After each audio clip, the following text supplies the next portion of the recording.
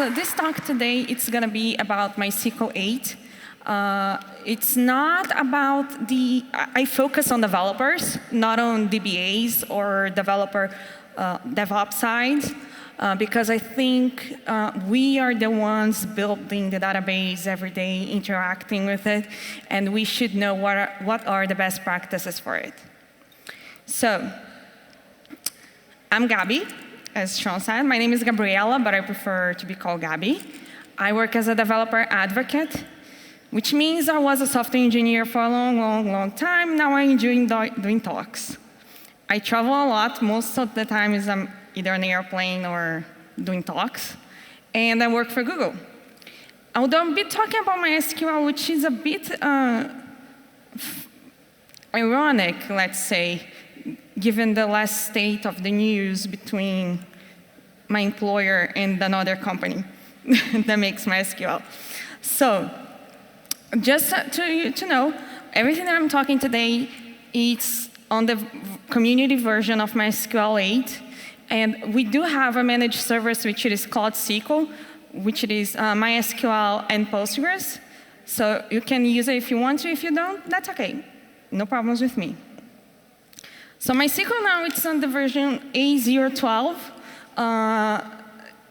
The A012 was released, I think, a week ago. But it's on general availability since April, which means they are production ready. And I've been studying MySQL 8 since 2016. So 2 years of work.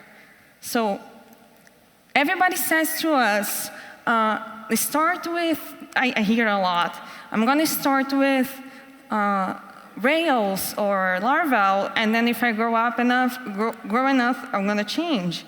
So a lot of things happens also to MySQL. I'm going to start on MySQL, and if things grow, I'll change to Postgres. So it's not easy to do that transition.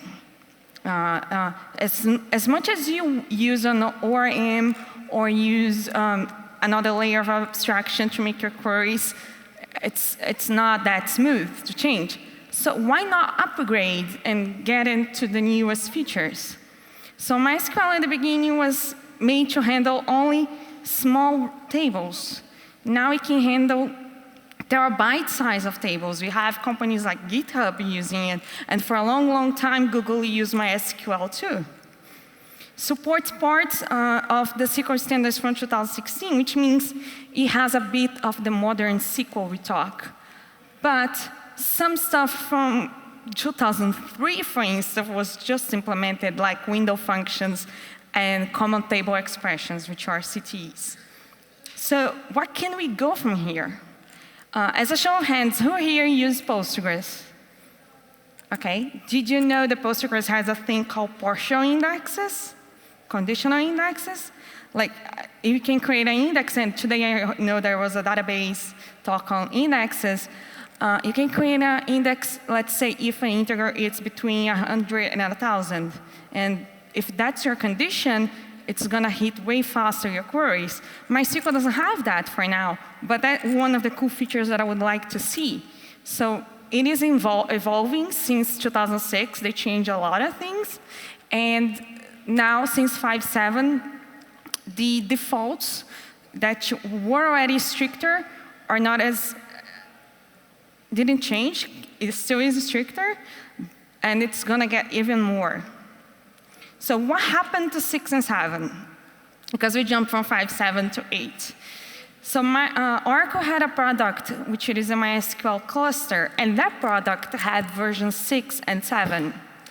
When they came out with the new version of MySQL, they decided to do, let's unify the numbering and change it to 8. So what am I going to be talking today? I only come here every even year, so 2014, 16, 18. So that's why Sean, let's say, said that what's new. So the new default variables that change on the database. InnoDB performance, which is the main engine that people use.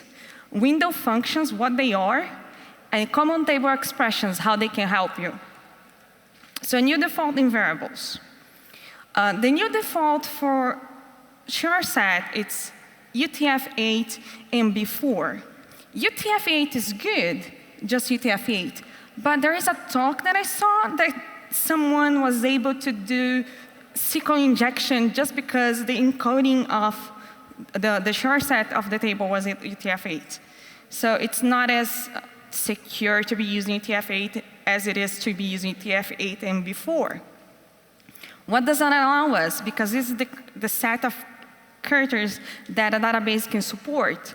So it will allow us to have mathematical expressions and emojis, of course. And supplementary multilingual plain would be things like hieroglyphs, where database usually cannot support that kind of character to be added that it's supported now. Collation is how your database behaves when you're comparing two things. So on MySQL 8 now, the new version uses UTF-8 MB4 0900 AICI. That's ugly, but which means it is UTF-8 version 9. I think it is 11 is already there, but when the database started to be developed, the 9th version was the one that was enabled. Accent insensitive and case insensitive. No more sushi equal beer bug, because that would happen before. With someone discovered, I don't know how they discovered that, it was in Japanese, that two strings that were completely different were being treated as equals because of the collation that was being used. So you don't have to worry about that if you're using this new collation. And it's going to support way more characters and features that you have in your database. Other defaults in variables. Binary logging is enabled by default. What binary logging can do for you? Replication, point time, and recovery. That's really important. If you mess up your database, the binary logging being there is going to help you. SHA-2 authentication, which means there is the new plugin to connecting to the database is not more, it's not plain text, but was a simple type of encryption, and now they're using SHA-2, which a lot of clients for MySQL wasn't working when 8 was released because they weren't supporting the new plugin for authentication. There is a mandatory default value for timestamp if it is null. And if you're running your own server and it is a dedicated VM, you can change this variable InnoDB dedicated server to on, which will take care of 3 other variables that deal with performance on your database. So it ships out a box with a better support. For instance, it now MySQL knows that most people are using SSD instead of hard drives, normal hard drives. So it is already optimized for that.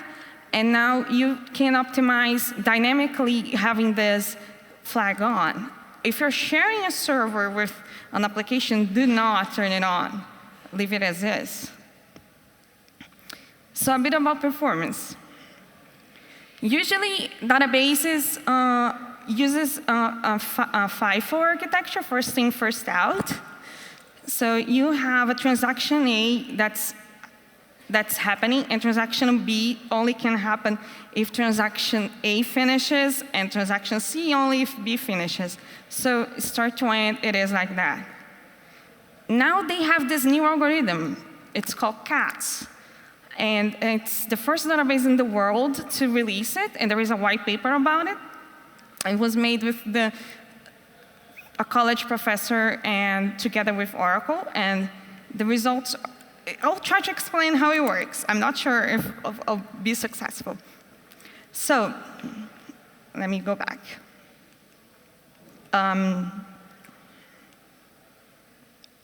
This is the starting time, the time that's going on, that's passing. And those are all the log records that you already have, because transactions are happening on the database. And so the database now knows that transaction 2 actually is more important to finish than transaction 1 due to this new algorithm. A good example for that is the airport. There is the gate, and there is the security line to get to the gate. So an airplane occupies a gate, and a gate can have multiple airplanes during the day. However, it is for the best interest to the airport, to those gates to be free, so more airplanes can come. However, you only are allowed to board the plane when the crew is on the airplane. But they only can board the plane again if they pass through security. So they will have priority through security than you have, and it will allow you to board on the gate after they boarded, which means I'm freeing up resources so I can have more stuff happening than it would be before. It's not just about prioritizing, it's about making resources available as fast as possible. So this is an example. CATS starts to kick in when you have 32 clients, and between 32 and 64, they are similar, and higher is better here. So you can see that CATS can handle more transactions per second than FIFO can. And here, lower is better. The latency with as much clients that you have, it grows kind of exponential on FIFO, but on the CATS, it's quite stable and linear. So those are results that can be 5 times faster when you have high volume of transactions on your database. So that's only for INDB for now. If you're using MyISM, unfortunately, you won't be able to do this. This is one of the things that I like about doing talks, and you'll see why. There is a new algorithm called Instant. It is possible to use it by default, and it's used in case of DMLs, which are alter tables, rename indexes, those kind of operations, DMLs on the database.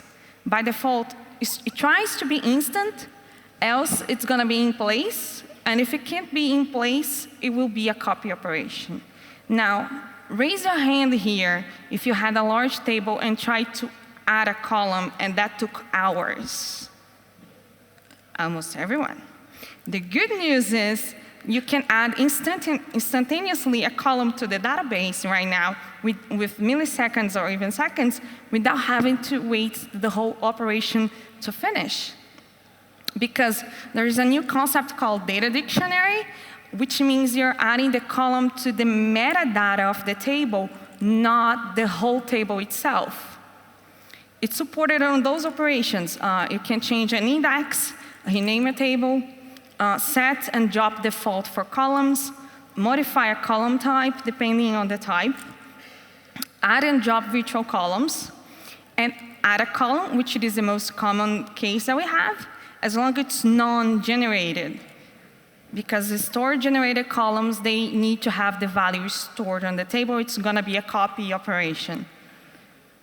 So there is a problem, though. I found a tiny bug. That's why I like doing talks. There is a tiny bug that if you're upgrading from 8.0.11, which was the version before, to 8.0.12, that instant doesn't work. They are aware of it. I reported, but they are working on it. But that's the 3rd time that I find a bug while preparing a talk. So it's quite a roller coaster. At the beginning, you think, am I right? Is something wrong here? No, there isn't. There is. It is on them. Indexes. I have a table here. I'm using, for purpose of this talk, the Simpsons database that I found on Kaggle that has all the lines from all the episodes from Simpsons. I think not the most recent season, but it has everything. So this is a description of the table. And I would like to add an index to word count. So invisible indexes, they are not used by the optimizer, They are visible by default when you create an index, and to make it invisible, you need to toggle it. So by default, if you want to be at first disabled, you use it invisible. And to toggle the visibility on and off, you change the keyword. And then we would say for me, why do I want an index to be invisible? So dropping indexes, it's a slow operation. And too many indexes are not as good to the database on the right operations, because you need to update all those indexes because you're increasing the volume of information that's being added to the table. Let's say you want to drop that index. You think that index is harming your database. You just turn it off. You put it invisible, and you see the query performance if it changes or not, and then you decide if you really want to drop the index or not. However, even if it is invisible and you continue having writes, the index is updated. It's not going to stop updating. It's just for the query optimizer to know if you should use the index or not. Now, imagine if an eloquent migration. That's where I try to do a bit of a link here.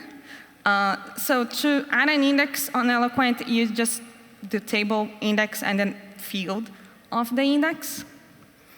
Imagine if you could do this on the migration instead of you writing your own alter table.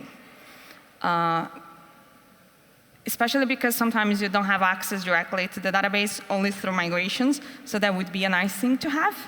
So Taylor may be waiting your pull request by the end of the talk. You can do it. You know Laravel more than I do, so please, if you can implement that, that would be awesome. So invisible indexes, here I have an example on the performance. I'm counting every line where the word count is higher than 25. And with the index invisible, my cost is over 59,000. If the visible index, the query cost is 2,800. So and you can talk that on and off and see how it goes. Another thing added on regarding to indexes, and that was my personal disappointment that I had with MySQL before, they didn't have descending indexes. Up to 5.7, syntax allowed you to create ascending or descending indexes. However, if you look at the documentation, they say this, and said that it is permitted for future extensions to be able to implement it, but they are parsed and ignored. So you would create an index descending before, and you would think why it's not working, because they don't have it. They would lie to you. So it was only ascending. But MySQL 8 has it. And using it descending or ascending, it doesn't matter as long as you have an index on that field. It's no longer ignored, so that descending part on your alter table, it is going to be used this time, not going to be ignored. And it can be scanned backwards because it's a B tree, and it can be scanned backwards. So you don't need to create a descending index for the same column and an ascending index for that. You can use the same index for both. I have a demo. Let's see. So I want to show you the difference on how backwards and how it can work backwards and on normal. I'm going to do an alter table lines, which it is the table that I have in here. Add index, and I'm going to call index word count. On the word count column, and I'm going to create descending. And it was completed. So let's select start from lines where word count higher than 25. Those are just a sample result. And if you look here on the explain, I'm going to use the setting here.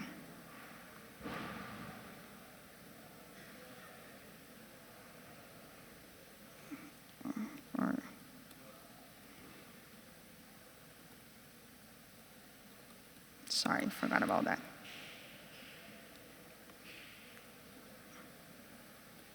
Explain. So it says here it's using the index that I just created before on the word count index. If you remove this here, you look that the extra here got more information, and the information that shows it's backward index scan. So it does work only with one type of column. You don't need to do twice the index. More cool features. Those are my favorite. Who here knows what OLAP database is? It's online analytical processing. So at Google, we have BigQuery, Amazon has Redshift, and all of them has these features. Also, Postgres has it, although it's an OLTP, online transaction processing database. Window functions are also known as analytical functions. What they do, it allows you to analyze the rows given a result set. It's not going to change the results that you have, but it's going to give you more tools to analyze the result that you have. It can behave like a group by sometimes because it has a keyword called partition. It behaves like a group by, but it's not changing the result. A group by changes the result. And it's called a window function because you create a frame to be able to look through on a window. Like I have my frame is here, and I can move around. Even though you're all here, I'll be only looking at small sections of you. Examples for that. You can add row number on the result to show your column. Sum to show aggregated sums. Rank the results, or like what is the most episode watched on season 5. And look at the neighboring rows, like using lead or lag. I have examples for that. So again, this is from Kaggle, and that's an episodes table. I just have the listing of episodes and number of episodes from Simpsons. And I'm going to be working with episode date here.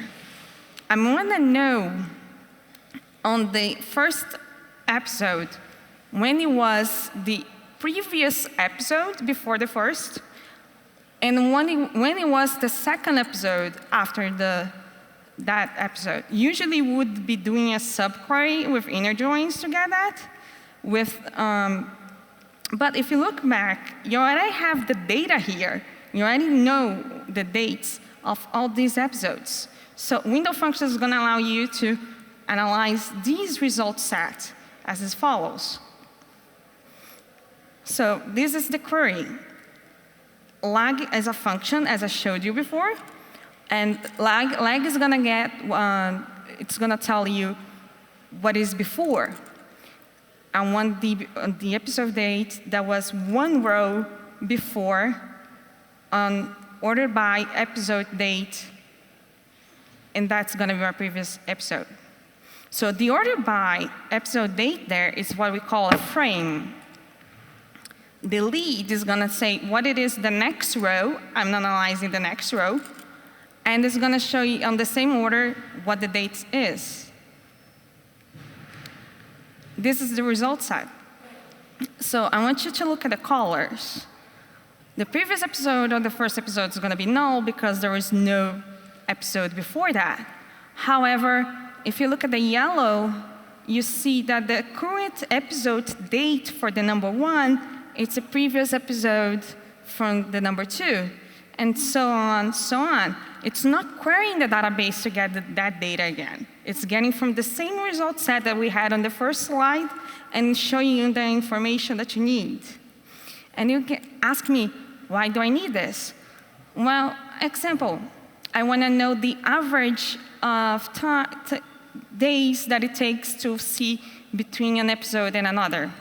So that's a way to get the results. You can do a timestamp difference on those dates and get the timestamp difference between that in days. So analyzing and closer, lag is a function. You need to tell in which column you're going to use and how many rows proceeding over a frame window, which it is order by episode date. But we are developers, we are lazy. We don't like repetition. We don't like typing. So if you're doing this twice, like I did that, you can create what we call named windows. It is the same code. It's mostly syntactic sugar if you stop to think about it, but you can use it over and over again. You just create a window, like I created dates, and that's the same code from order episode date. So episode date, order by episode date is here, and then it's on the window. That's how it works. I have a demo on that.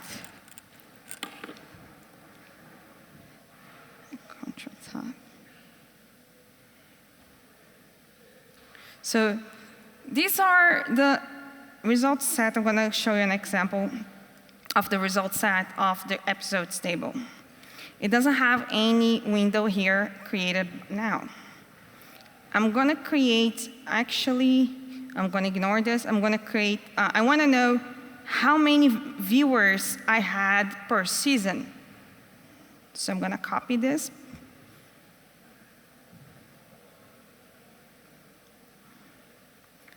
And I'll add here. So what I'm summing million viewers over which frame?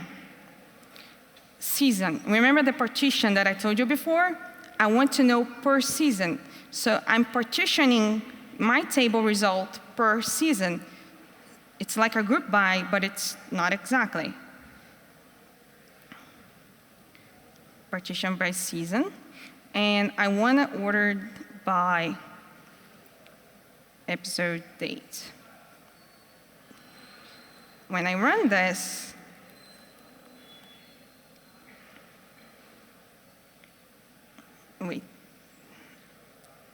you're going to see here the accumulated result.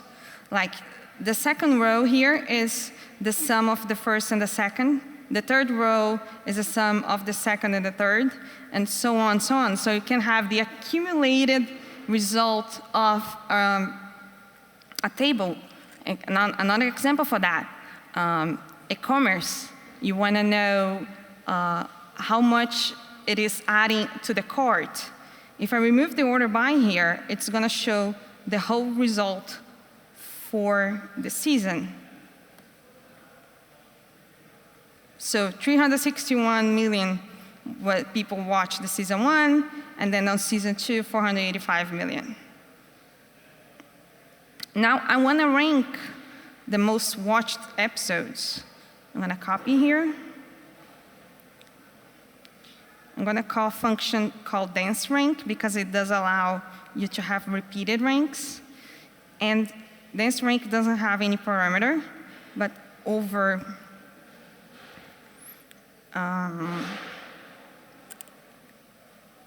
partition by season, order by million viewers, ranking. So you're going to see here that it changed the order. So the first one ranked as most watched would be descending. Sorry. Would be the 9th episode with 33 million viewers, the second one, and that repeats again the number because that's for another season, second season. Now, you can filter the results, and I'm going to show you. Let's say you want the 6th most watched episode from each season. Before, you would get the result, bring it to a PHP script, look for the 6th most watched one, and then get the result. You can actually do this. I don't like subqueries, but there is a educational end to this. It's ranked episodes, where ranking equal to 6. And everyone that's ranked 6 is shown up in here. Now, I had to do this using a subquery. I'm going to go back to the slides. But you can use what we call common table expressions to do the same result. When the query planner looks at the common table expression, in the end, it's the same thing. It's, again, same code, it's the same plan. And what common table expression allows you to do is, it's similar to create a temporary table. It doesn't actually create a temporary table. It's in memory, but it's instead of doing a subquery of the subquery of the subquery, you can create a temporary CTE. You don't need the user to have a create privilege. Only read-only works. One CTE can reference another CTE, and it can be recursive, like you can do Fibonacci on it. And they're more easy to read because when you start having, it's like having those if, else, if, else, if, else on your code. A CTE allows you, it's like to be the switch would be instead of using that many ifs for that condition. So this is the same code that I did in there. I ranked the episode by million viewers, and I'm going to filter the ranked episodes that I just did using a subquery with CTEs.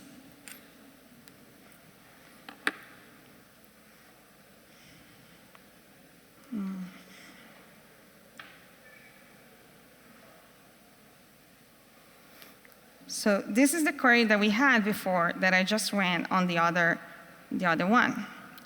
If you want to use it, you need to use the keyword with, and you give it a name for the common table expression. I'm going to call ranked episodes. And you need to give it a definition. My definition is this one. It's the one that's inside the subquery. That's my table. Once you created the definition, you can query it referencing just here, asterisk from ranked episodes.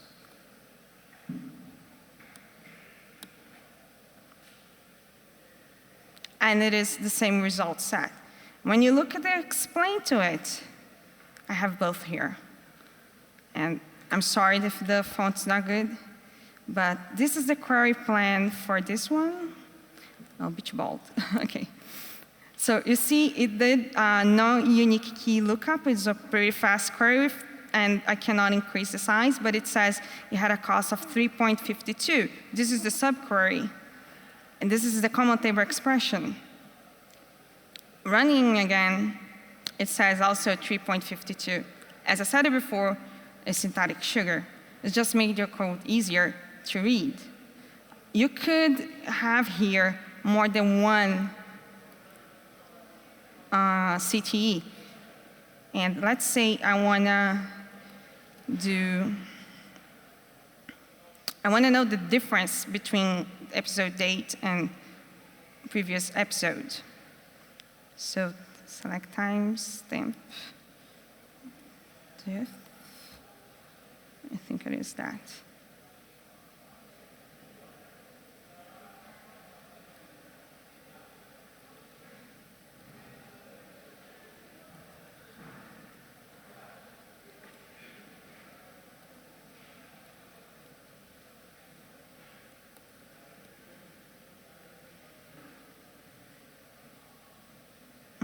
Oh, sorry, I forgot this.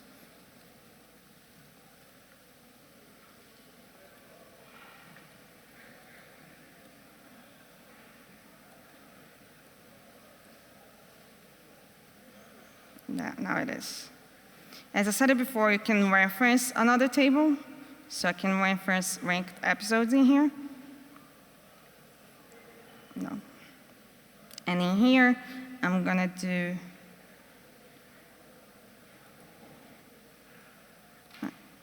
I'm going to select from these episodes. I'm going to put an ID here. This works. It did work. So that's the difference between on episode 9, it had 21 days between the first and the second episode. And then on ID 11, it had 21. And the fun thing is, then you can do inner joins here with other tables, and like the possibilities just get infinite from here. Instead of creating a subquery inside a subquery inside a subquery, you just create common table expressions.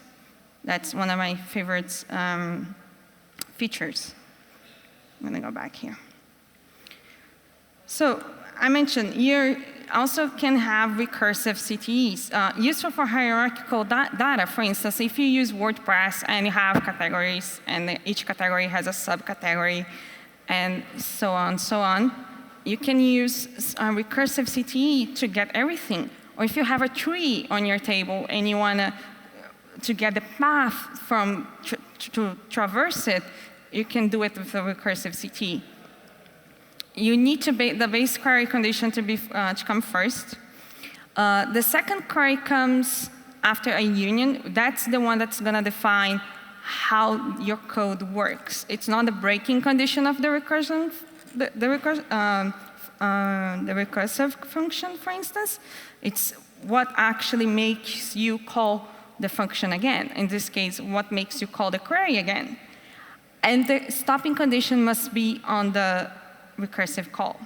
So I mentioned you can do Fibonacci.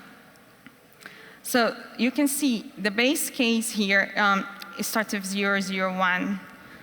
And then the recursion level, it's always going to be my +1 because I'm iterating. My current Fibonacci number is my next number, and the Fibonacci number is always the current number, the previous one. The stop condition is I want when the recursion level is less than 10. So if you see here, I'm calling the Fibonacci function again. You just use with recursive, and you'll be able to access your own CTE from your CTE. That's a base case. Again, that's the result set. The base case is the first line, and everything else was generated by the query that I showed in there. And let me show you something. I did it last night, and I don't guarantee that's nice.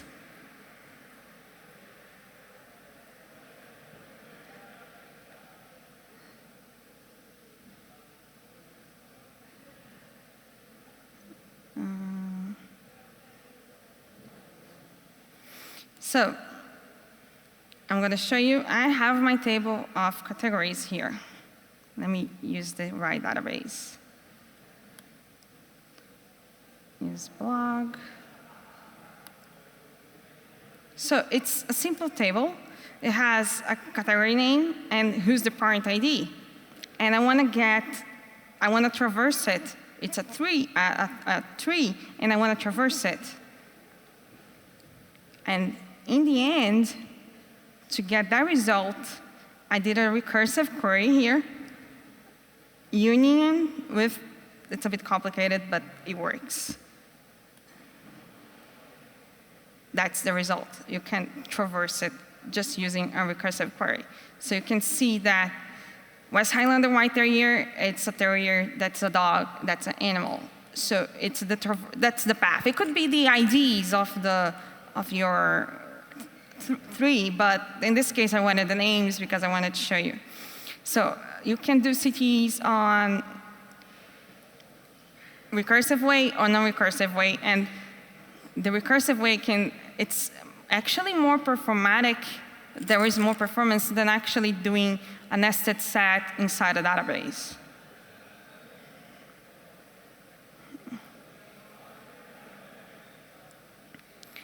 Other bits to finish it up. Users now can have roles. which means that thing that create a user for each one of your company, you can create a role like developer and just assign the role developer for that user. And then if the employee leaves the company, you just delete the user. You don't lose all your privileges. And you won't need to Google Stack Overflow to get all the permissions all the time. So it's going to be easier for you. JSON partial update. If you're using JSON fields and your new JSON, instead of decoding PHP and encoding again to save on the database, if you do it directly by the query, if the new JSON is on the same size or smaller, it just do the diff. It doesn't update the whole JSON. It just does the diff. It's faster. It has now geospatial support with new indexes. It can't generate UUID for you. However, there is a limitation if you're working with UUIDs. You need to use a var binary field to store it, not a varchar. And you can use MySQL without SQL, if you like Node or Python, using the MySQL shell or what they call XDev API. Thank you. Please give a feedback there. And that's it.